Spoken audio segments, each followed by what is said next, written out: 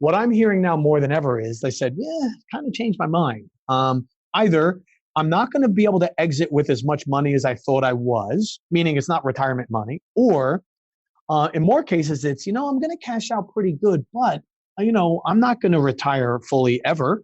And the parts of the business I like doing is the things that I would like to do going forward. No one's going to hire me, so who's out there that'll pay a premium, allow me to continue to own part of the business, do the parts of the business that I like, and then take me out at the appropriate time when I'm ready. Well, there's only one buyer that will do that, and that's your management team. Welcome to the Fueling Deals Podcast, the podcast that teaches how to accelerate your business growth through all types of deals. It's time to fuel up, so buckle in with your host, Corey Kupfer. There are only two ways to grow your business: organically through sales and marketing and providing great products and services, and inorganically through deals. Too many companies focus only on the first way, organic growth. Welcome to the podcast, which will help accelerate your business growth inorganically. My guests are a huge variety of deal makers and experts on all types of deals who have personal experience that can help you grow, get clear, learn best practices, and avoid mistakes. We discuss everything from large, complex mergers and acquisitions to smaller deals that you can do even without significant capital. My guest today is Gould. Carl is a worldwide leading authority on business and entrepreneurship. His company, 7-Stage Advisors, helps organizations to grow to the next level. He's an entrepreneur who's built 3 multi-million-dollar businesses by the age of 40. 7-Stage Advisors has mentored and launched over 5,000 businesses. He has advised over 100 of the Inc. 500/5,000 fastest growing companies. Some of the companies he's helped are Walgreens, Walmart, American Idol, USA Olympic Track, IBM, McGraw-Hill, and the U.S. Army. Carl created the furthest reaching business mentoring organization in the world, and his methodologies are practiced in 35 countries. He's trained and certified or accredited over 7,000 business coaches and mentors since 2002. Carl's also written multiple books on the subject of business strategy, leadership, and sustainable growth. He co-authored Blueprint for Success with Covey and Ken Blanchard. And his best-selling book, The 7 Stages of Small Business Success, lays out a formula for hypergrowth. And more important to me than all of that amazing background is that Carl Gould is a friend and an Entrepreneurs Organization colleague of mine who I've known for over a decade. And I'm so excited to have you on the show, Carl. Hey, Corey, thanks so much for having me, and I'm looking forward to it. I love that we get to kick this around, and I know how much of an expert you are on this side of the subject. So it's really cool to be here. That's great. So listen, but before we get into all the amazing stuff you've done now and the deals you've done on your own and the deals you've advised clients on, I want to take you back to when you were a little kid growing up. What did you want to be? Because my guess is a consultant and deal guy and entrepreneur might not have been it when you were 6 or 8 or 10 or 12 years old. But you tell me, maybe I'm wrong. Well, no, I mean, the job I have today as a business coach and business growth advisor, the way it exists today, didn't exist when I was a kid. So I couldn't even have dreamed of my job today when I was that old. But, I'll tell you, 6 to 10 years old, I wanted to be the center fielder for the New York Yankees. I wanted to play for the Miami Dolphins. But yeah, sports was my thing when I was a kid. I used to play a lot of sports, baseball, basketball, football, and always dreamed of, and I was a big Yankee fan at the time. So that was certainly on my list. So I get the Yankee thing because you grew up in the New York, New Jersey area, and even though I'm a Met fan, I can acknowledge the Yankee thing. Where did the Miami Dolphins come from? All right, so it sounds crazy now, but very logical when I explain it. So my dad, huge Joe Namath fan, big New York Jet fan, and we used to go see the Jets play. And I used to sit there and watch this team from Florida kick the snot out of the Jets twice a year. And I'd say, Dad, why are we rooting for the Jets? This Dolphin team seems pretty good. So that was Bob Greasy and Jim Kick and all that. And so I fell in love with the Dolphins, started following them. They bring on Dan Marino, good for another decade at least. I haven't been good in a while, but I still stick with them. And so I got to be a Dolphins fan. So that's how it kind of started for me. I love it. Okay. And one other question looking back, what was your first real business, however you define that? First real business, 8 years old, paper route, followed by my first real job, which was sweeping up a pallet factory at 9 years old. But I got started early. 8 years old, I was running my own paper route. And that was back in the day when you collected money, when you had to go door to door to sell yourself. So that was my first real business. I love it. I love it. Okay, so let's talk a little bit about about deals. So first of all, I know that you sold a couple of companies of your own, and then also in your coaching practice, you work with countless businesses that have done deals of various types. So so jump in a little bit. Maybe talk a little bit about your companies first, and what you had, and how you sold them, and any lessons you got from those experiences. So the first, so I had a landscaping company, which I sold. And then subsequently I had a construction company that I sold. And they were similar in that I sold them to competitive companies. There were people I knew actually. And they were, I felt the time was right. I was dispassionate about those two businesses because they weren't my true calling. And I felt like I got a good deal for each one of them. However, I probably didn't get the best deal I could have because I was leaving at a time that was more convenient to me than probably convenient for the business. Meaning I got the most out of it when I got out of it. I was a little bit more purposeful when I when I sold the construction company. Because I knew I wanted to do coaching, and I had a little mantra with my advisor at the time, and I said, I want to hang up the hammer, and so the business was much more of a well-run machine that was more sellable. My landscaping company, I built on hustle, and I had built because, you wouldn't have used the terms MRR and ARR back then, monthly recurring revenue and annual recurring revenue. But that's what I had. I had a landscape maintenance company where we had long-term contracts. I was able to sell the contracts. I was able to sell the relationships and got a premium for that. Some of my project work, but I learned very quickly in my landscaping company that my MRR was worth 3 to 4 times what my project revenue was. So I was winning that game on hustle. And what made the landscaping deal a good deal was I was able to sell my recurring revenue, which was excellent at the time. And that's what really drove the value of that deal. The construction company was mostly project-based work, but I was on the other side of the transaction. I bought the land, owned the land. I had a log home dealership as well as a modular home dealership, distributorship. And so I had more assets to sell, and I had deals where I was able to sell off the value of the deals that I had. And in both cases, I had built up a brand which was stronger than the people who had bought from me. So I agreed to stay on and receive a commission for any referrals I got, because I understood and I learned on the first deal, even though I sell my business, the people that I sold called me to say, well, we want to stay with you. And because of the advertising I'd been doing at the time, people still called me, right? Even though, the owner bought the business, they had the number, people were still finding their way to me. So what I learned in the first deal was I said, hey, listen, people are still going to call me. I am happy to stay on and be a referrer. Or if it's convenient enough, sell and close the deal. Won't take too much effort. It's not a long sales cycle in these two businesses. So let's strike a commission deal or a referral deal, because I truly don't want to be in either of these businesses anymore. But I do know people are going to call me. So I'm happy to be an ambassador. I want it to go well for you. And so we worked, what I think worked well in both deals that I'm glad that we did was we worked out an arrangement where I can participate in any new business I sent them. And in the first deal, that went on for a few years. When I sold my landscaping company, there were only a few companies like us around, and that was the early 90s in our area.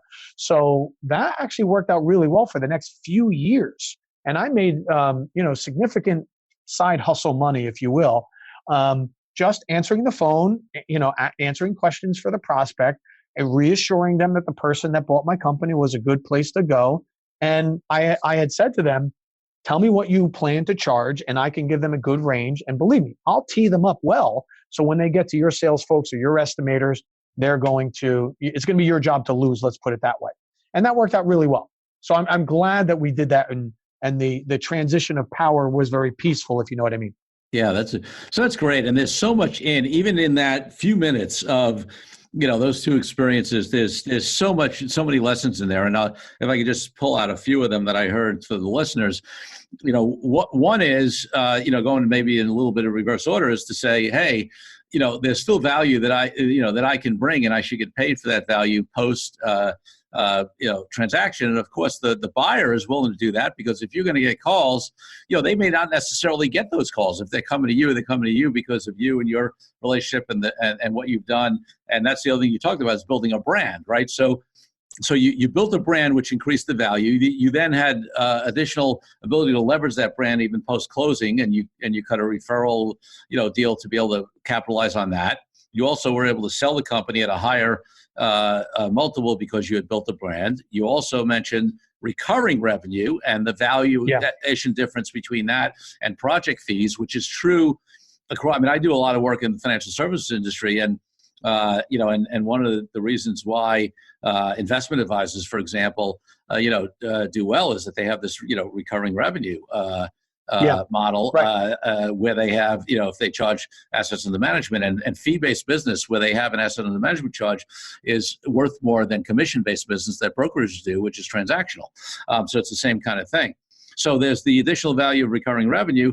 And then you mentioned something else, which I want to delve into a little bit, where you said, hey, I maximized the value at the time, but basically because I wanted out of this business and I wanted to do something else, which was more of my calling. You alluded to the fact that you didn't fully maximize what could have been. And that relates to the conversation of, hey, timing, preparation for a deal, and how you maximize value. And I know that's part of what you actually help clients with now as a coach. Yeah. And what I encourage my clients, because a lot of times people will sell because they have fatigue. We call it CEO fatigue. They're tired. Just get me out of this. I can't imagine myself doing this one more day, Carl. And I get it, because I was there. But what I learned was even though you're out, you're not fully out. And if you're going to want to be fully out right away, you are likely to leave a lot of value on the table. And so what I learned in the second deal was, in the first deal, I thought I was out as of the date of exchange. The day that they owned my business, I was gone. And I stayed on, like I said, and I did sales. But had I thought it through better and said, let me think of the exit as 2 years from the exchange date. Buyer takes possession of my company. Let me just think in terms of 2 more years, 2 more seasons, whatever, 2 more buying, selling cycles, whatever. So that so my finish line is way past the liquidity event, and I can participate in the success of that company as requested or as required. Because there's often a lot of opportunity post-transaction. And here's what a lot of people, fail to realize is, when you sell, the day you're out of the part that you hate the most, which is the day-to-day activities, which is the day-to-day headache. The day after you're out, you get to focus on the part that you like the most and is the easiest for you, which is just talking about the business. But by the time you realize that, if you didn't structure the deal well, or you emotionally you felt like that exit date coincided with the exchange date, then you missed out on the part that you actually probably would enjoy. And that is a regret a lot of my clients have. Now, don't get me wrong, they just cashed out and they just put a big check in their pocket. So it's not like they're, grief-ridden. But when they look back on it, it's one of the regrets they have. They're like, yeah, you know what? I should have managed myself a little bit better at the end. And I think I actually would have enjoyed that. So that's what I learned second time around. And so I actually enjoyed the exit a lot more. I got to participate a little bit more in the parts I like. So let's stay on the topic of timing and talk about it on the other side, which is the timing of the actual closing of the sale. So not the post-closing, but, because you alluded to something where sometimes people just, they get burnt out, they get fed up, they get tired, whatever. The economy starts to dip and they're like, oh, I don't want to go through this. And then they look to sell. And, obviously options are more limited and value creation is more limited. If if you feel like you want to be out in, a few months or something, or even 6 months, than if you have a plan a couple of, years in advance of even closing. So talk to me about your experience with that, because I know you work with a lot of companies who even, your ongoing coaching, you may know from a much earlier stage that they do have an exit plan, but it could be many years in advance. So what's the advantage of that? Right. So yeah, we are very much fans of planning your exit well in advance. Because so Corey, here's the thing that we're hearing a lot is 10 years ago, what I would have heard more than ever is, Carl, help me build a business. I want to sell. I want out. I want to put my toes in the sand at a beach somewhere, play some golf, whatever. What I'm hearing now more than ever is they said, kind of changed my mind. Either I'm not going to be able to exit with as much money as I thought I was, meaning it's not retirement money, or in more cases, it's, I'm going to cash out pretty good, but, I'm not going to retire fully ever. And the parts of the business I like doing is the things that I would like to do going forward. No one's going to hire me, so who's out there that'll pay a premium, allow me to continue to own part of the business, do the parts of the business that I like, and then take me out at the appropriate time when I'm ready. Well, there's only one buyer that will do that, and that's your management team. So what we're getting is, can you help my team, show my team, how to run this business without me, so I can only do the parts that I like, or I only have to do the parts I like. And then, they can buy me out or parts of it. And if they don't buy me out fully, I'll find somebody who will buy the rest of the team out, but rest of my shares out. And so we're hearing that more than ever. So by the further in advance that you plan it out, the more control and the more options you're going to have as you exit, because you're coming from a point of strength, and you're not being forced out, and it's important to you, but it's not tremendously urgent. So You keep your options open as much as possible. And if you're starting, and we are also big fans of including your management team and your leadership team in on the exit. Because, one of the first things, if I'm buying a business, first thing I ask is how tied to it is the owner. And if I hear things like, oh, open door policy, oh, the owner, what a great guy or gal, they're so awesome, what would we do without them? I hear businesses too reliant on the owner. If I hear things like, I got to be honest with you, I don't know the owner all that well, they're never around, they're not the nicest person in the world, I'm not my cup of tea, but I still work there, I hear, wow, awesome. They figured out they've got a setup where this business can run without them. I'm willing to pay a premium for that company. So the sooner I get my management team on board and they're part of the plan and they know what's going on, and I've got a team that accepts the plan, the more options I'm going to have, and the more I'm going to get. Yeah, and that's great. And I've seen that. In fact, we talked about that a little bit with somebody I think who from New York, colleague of mine, Damon Gersh, who was a former chapter president in New York, like I was, and Damon was on episode. I think it was 23. And so if people are listening, they can go back to episode 23. And, and Damon did that with his management team. And really it gave him the option to either sell or to have a great business that his management team runs.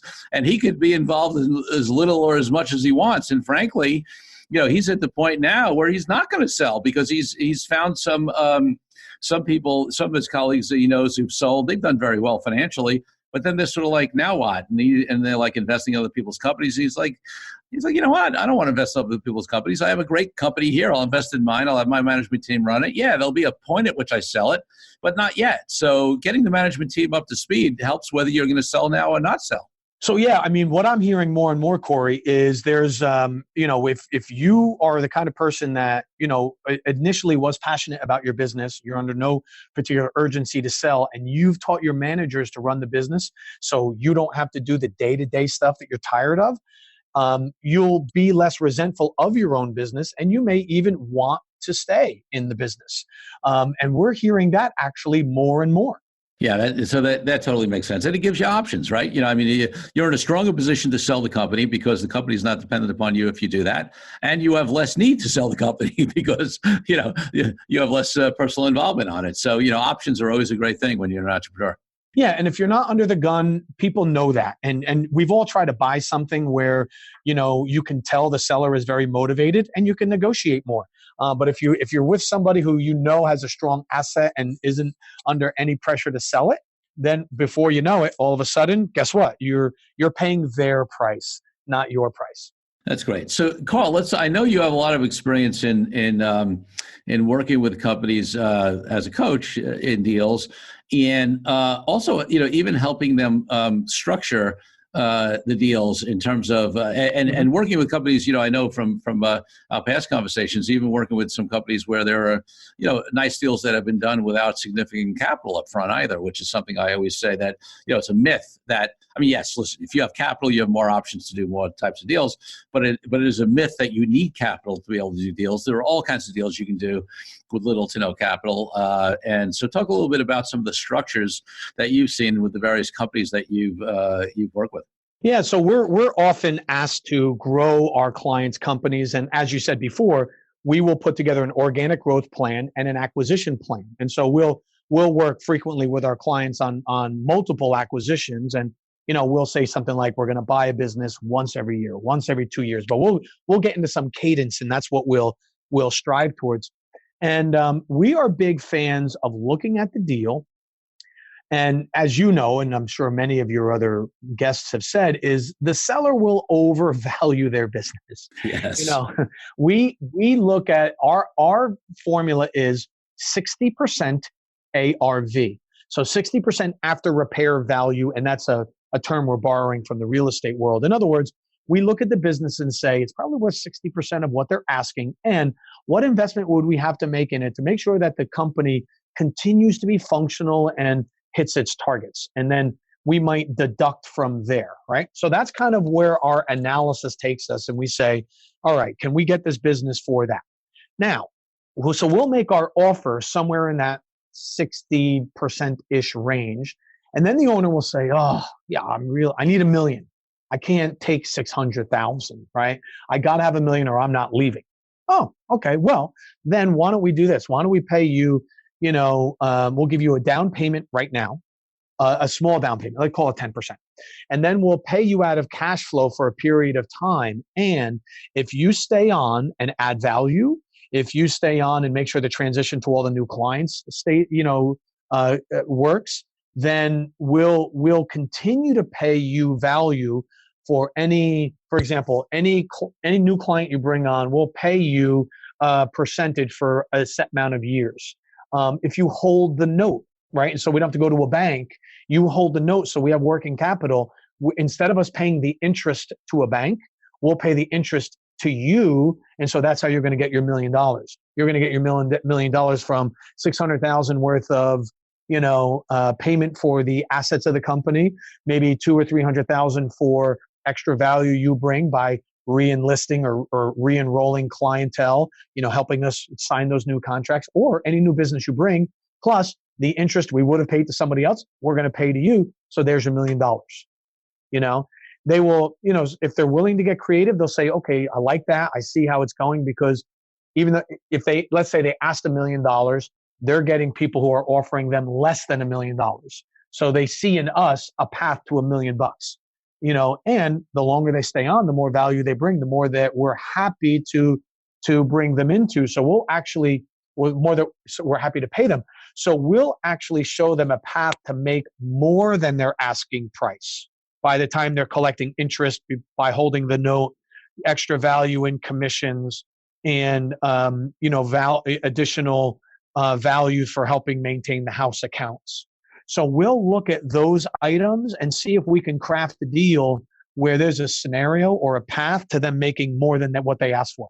And that's getting creative like that is crucial, because listen, we all know, you and I've had prior discussions. Anybody who does deals knows this, as you said, that it's very common for owners of companies, especially entrepreneurs who built a company from nothing and have been in it for years, to overvalue their company. Because I remember I think it was an article I wrote or something I was quoted in where I was pretty harsh, and I said, listen, smart buyers don't care whether you created your company in 5 years or 25 years. So now there is some brand value potentially of being around longer, right? But separate from that, they're going to look at your financials, right? And the fact that you work 80 hours for 25 years to create X, if somebody else did that in 5 years outside the longevity of the brand, which is a factor, the fact that you work twice as hard for 3 times as long is not going to play a big role in what a buyer is willing to pay, because the bottom line is where did it show up in your numbers and in your potential.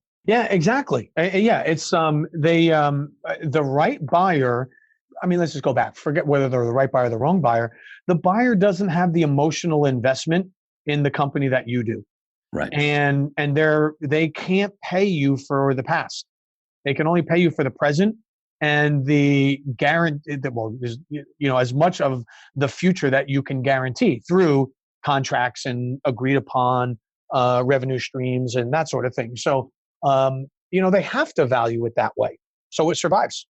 Yeah, absolutely. And that's often a disconnect, and getting sellers realistic about valuation is sometimes a journey. And listen, sometimes, if they're out there enough and they get enough offers that are much lower, the market eventually tells them, but it takes them some time. It's sort of like when somebody bought a house for a lot of money and the market goes down, it usually takes them a while to be willing to sell it at a lower price, because they don't, they've got to get, the market's got to teach them for a while as it sits on the market for a year or two.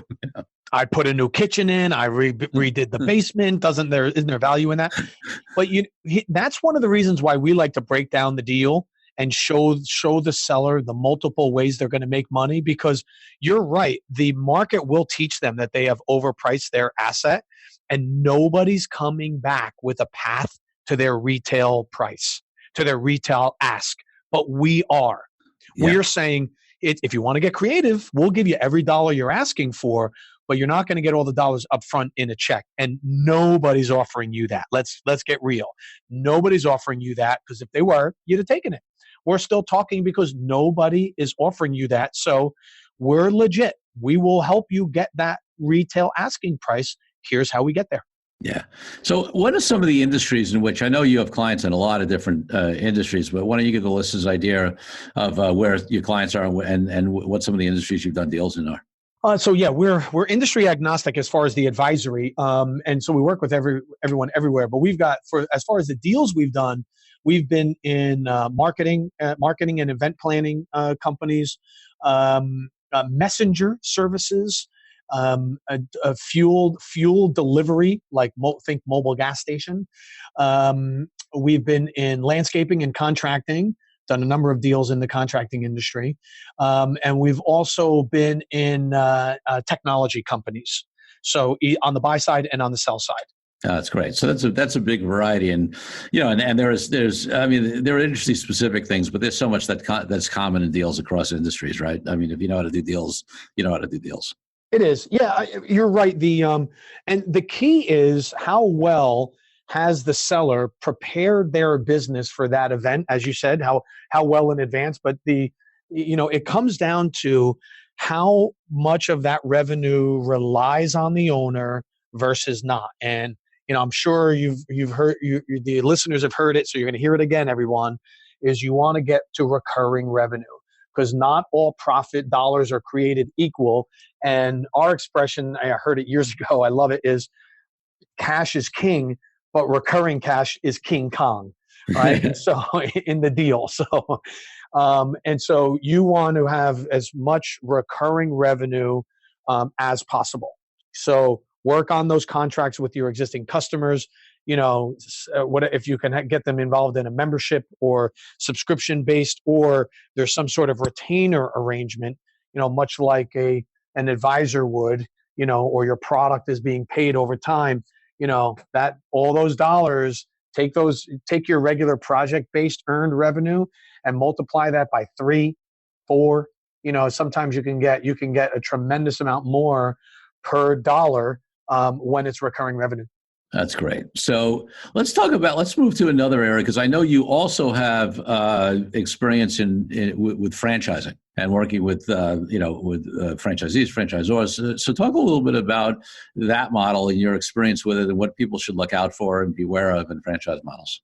Well, if you're franchising your business, it's a wonderful way to flip to that recurring revenue and have control of the brand and give you some scale.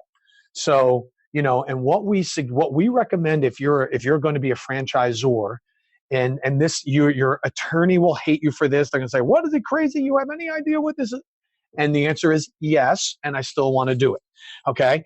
And we suggest that the franchisor, whenever possible, collects all the money and then pays the franchisee, not the other way around. We don't let the franchisee collect the money, then pay us our royalty. We want to book all of that retail revenue and then pay the franchisee their part, their 93% or 91% after fees, each week or month or whatever. Does two things. One, your franchise is truly a business in a box, which what you promised them in the beginning.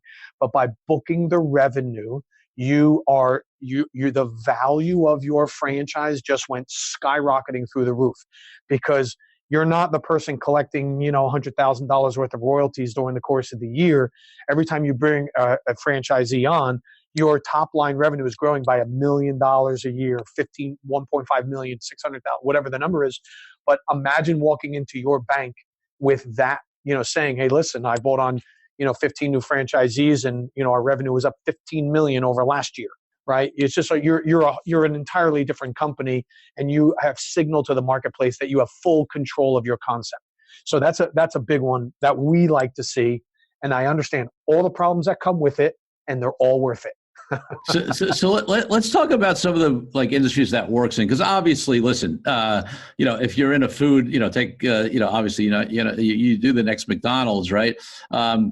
People coming in, they're paying cash, you have registers, whatever. Obviously, the franchisee in certain types of businesses has to be able to collect, the revenue, right? But in a lot of businesses, that's not the case. So give the listeners some examples of the types of franchisers where the franchisor can control the revenue stream. Yeah. So we 10 years ago, it would have absolutely been a different conversation because of how we collect payments. But even in a restaurant environment, most people swipe a credit card. Yeah, debit or credit card. That's right. You can control that. Yep. The POS system goes right to the franchisor's central bank, who does all the accounting, does the disbursements. It feels the same, but what you've done is you've just taken out the whole accounting piece, so the franchisee doesn't have to, the day they start in that concept, become a bookkeeper. You know what I mean? Right. So you can do it in just about any business, and we've seen it in professional services, home improvement, food. There's going to be, the more cash that's involved, the harder it is going to be to do.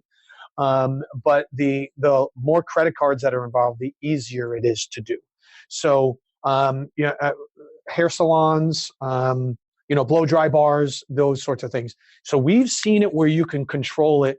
There are a couple of industries where it's a little harder because of how things are regulated. Mm-hmm. So if you're doing something that might be in the medical field, as an example, there's some HIPAA compliance. There are some where you might get tripped up a little bit, but for the most part, you should be able to, as long as it's the majority of the revenue is coming in via credit card or wire, you should be able to control it.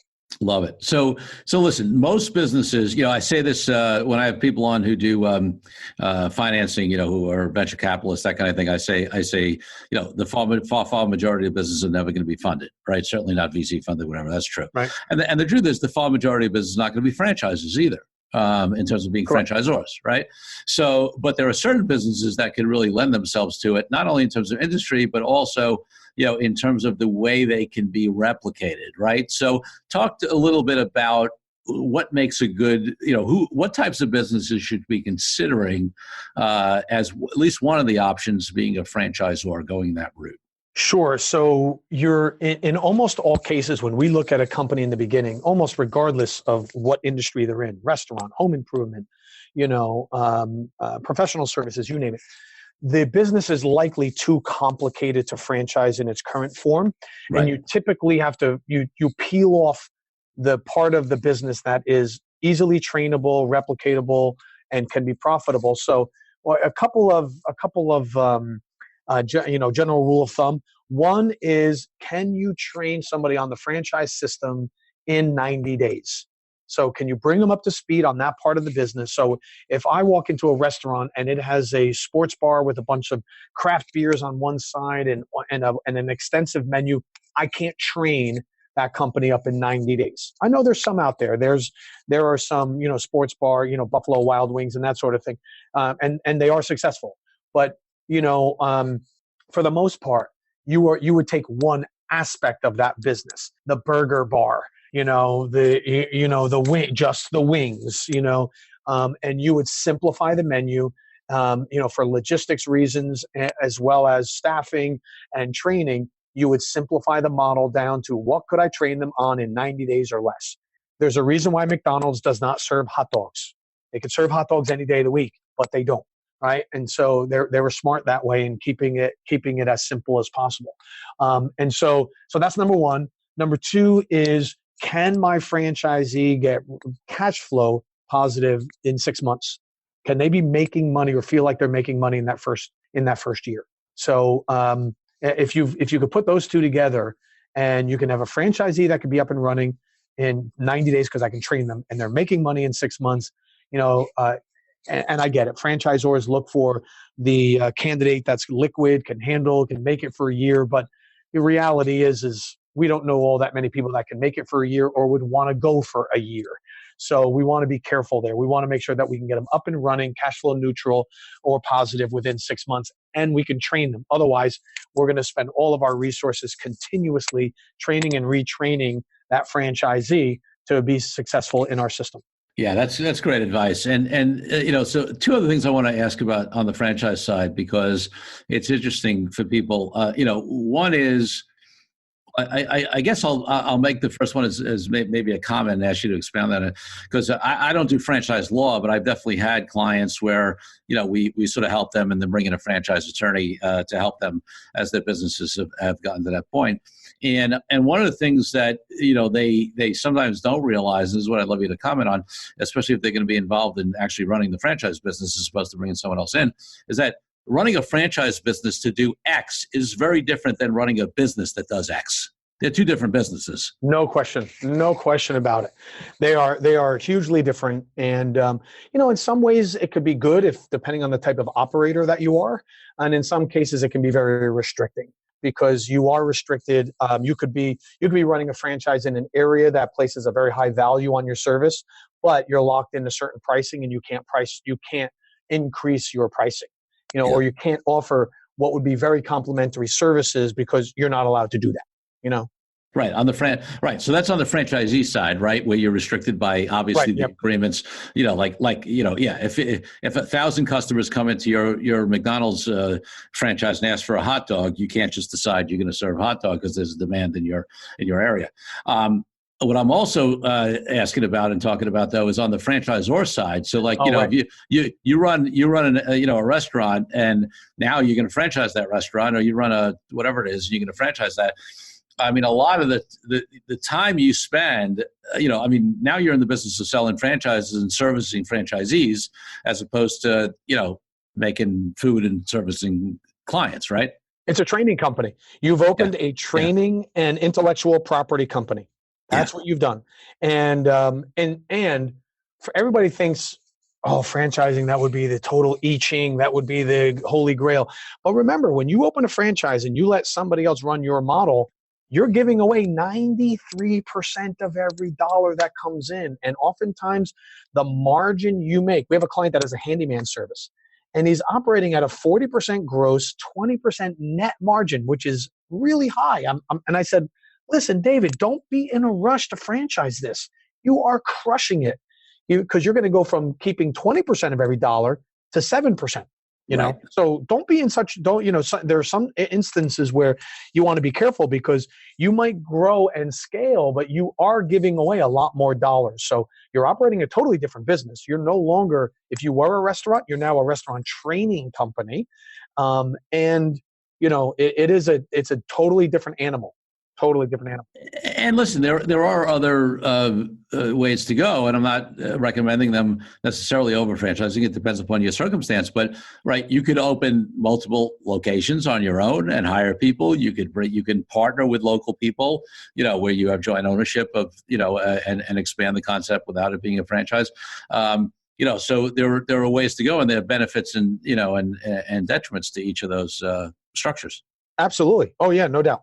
So you do have to go in, the expression in the franchising world is every business could be franchised, but not every business should be franchised. Right. Exactly. Well, this is great, Carl, and I feel like there's so much else we can talk about, and it's why our guests who are great like you are definitely going to come back at some point. But we do have some limited time here, so I want to start bringing this to a close. So before I ask you my final question, I just wanted to make sure. I know people got a huge amount of value, and listen, I know Carl personally. I know some of the companies that he's worked with as a coach, and he consistently provides phenomenal value to people. So you definitely want to find out more about what he does. So if people want to know more about what you're doing, what's the best place for them to find you? Just go to carlgould.com, and that's the gateway for all the things that I do. And you can find me there, and that'll start the conversation between the two of us. That's awesome, Carl. So listen, folks, it's definitely check Carl out. Like I said, I mean, this is one of my guests who I personally know, and I know him. A lot of people I know him, and only great things. So Carl, my final question for you is, which I always ask on the podcast is, as you know, because my book, Authentic Negotiating, and you've, we've been at events together, and I've spoken, and you've spoken. So, authenticity is a big value of mine. And for me, authenticity isn't about external morals or integrity. It's about that internal alignment with our inner truth, and having our businesses, our deals, and our lives come from that true place, from that alignment. So I'm curious as to what authenticity means to you, and how it impacts the way you run your business, the way you coach your clients, the way you do your deals, the way you live your life. So yeah, it's great. So I think we're aligned in a lot of ways on this. For me, authenticity is be yourself, because you are enough. You don't have to be anyone else. Everyone else is taken. Just be yourself. But lay it on the line. If you're enthusiastic about working with somebody, you can say, I really love the idea of working with you. It doesn't, some people say, well, that'll put you in a bad negotiating position. I don't believe that. I can still love the idea of working with you and then say no and hold on to my standards. So, but to me, it's just be real, put yourself out there, and just tell people what you're all about, what you're going to do and what you're not going to do, and then do what you say, or darn near kill yourself trying. To me, that's what it's all about. I love it. And listen, I know in your coaching, you get to support people to do that and live the lives, and create the businesses that are aligned with what they want. So I know that's one of the things you really enjoy. Well, thanks so much. I appreciate the opportunity to come on. Excellent. So thanks for being here, and thank you, Fueling Deals listeners, for tuning in. Remember, there's only one difference between companies that grow inorganically and those that don't, and it's unrelated to size, amount of capital, or any other factor. Other than that, the owners and executives of companies that do deals make a decision to do deals, and then they take action. Well, it's time to refuel. So until next week, Corey Kupfer signing out. Thank you again for tuning in. Be sure to leave Fueling Deals a rating and review on iTunes and Google. Check out all our episodes at fuelingdeals.com to find out more resources to accelerate your business growth.